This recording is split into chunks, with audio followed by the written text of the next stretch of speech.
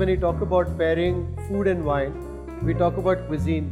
But there's little attention that's actually given to pairing desserts with wine. And to do this was path-breaking. Food and wine is like everyone does it. But dessert and wine is something that's been done for the first time. So it's been really good. It's a subject that needs to be told that it's possible, it's doable, and it's enjoyable. This experience was just, I would say, phenomenal. You had like 12 wines, 12 desserts, was a riot of colors, explosion of flavors, something that I had never quite experienced ever in my whole life. I really enjoyed the experience. I thought it was very thorough.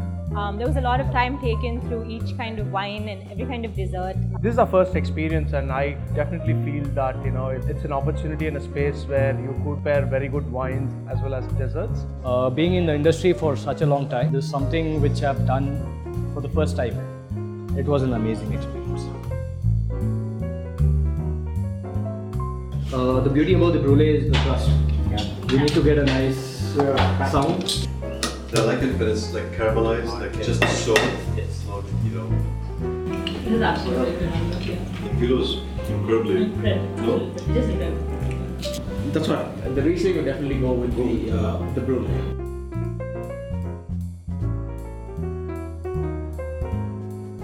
But the Sula Secco goes quite well with the macarons. Yeah. So I think the macarons need the sparkler. I don't taste the rum. Baba, rum, and Lambrusco.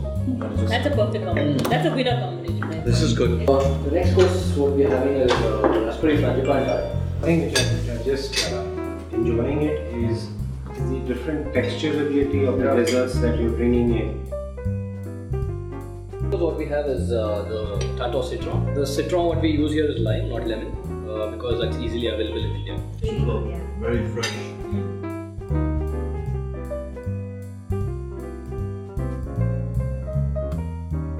The best combination which I liked was the pistachio namalaka with the zonin.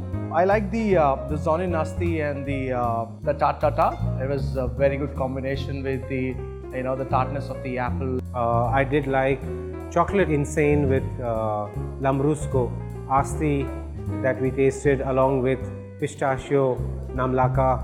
I think the brulee went very well with the Riesling Gewürztraminer that we tried. The French vanilla macaron went well with the Sula Secco. I like the Baba Oram and the Lambrusco. That went really well. And the pistachio dessert and the Asti. Those are like the absolute favorites. There were combinations I didn't expect to work. The Paris Bresse, a very rich, creamy, buttery dessert that went well with a Big Ben and Bellissima. Some of the wines that we thought were quite ordinary wines, like the Lambrusco, but when you pair it with a dessert from Amande, it can suddenly change the form and make it very remarkable. So I would say that was the biggest surprise. The usual suspects, like you think a sweet wine would go with a sweet dessert. It wasn't that. It was quite eye-opening, the whole experience. Flavor that we are very well accustomed to in its diversity is citron, which is citrus, and Tato citron. To me, that went with a very dry brut was again a great surprise. Frankly speaking, I never thought we'd be able to pair a Baba Oram with wine because of the liquor that went into it, but we found a reunit Lambrusco that worked well with it.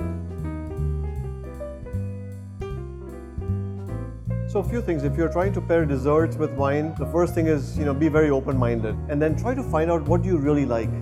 Try to deconstruct the dessert with the wine, try different wines, and if it works for you, enjoy it more. Don't try to pair a heavy chocolate dessert with any wine because it doesn't work. Chocolate tends to coat on the tongue and it doesn't give out the flavors of the wine. I think there are a few ground rules that you look at when you're pairing desserts with wines. So firstly, when you talk about desserts, you've got a fairly high sweet component. So I'd say firstly, pick wines with some sugar. Pick wines that also have some body. Try and ensure that your wines are as chilled as possible, because when you nurse your wine through a dessert, as the wine warms up, you don't want it changing in its flavor profile. Acidity is also a good point. It's good to have acidity, though not always essential, as we discovered in some of the pairings. And last but not the least, I think sparkling wines work well, because sparkling wines have the ability to carry some of the desserts, and they also refresh the palate in between mouthfuls of, let's say, a creamy mousse or a brulee or something like that.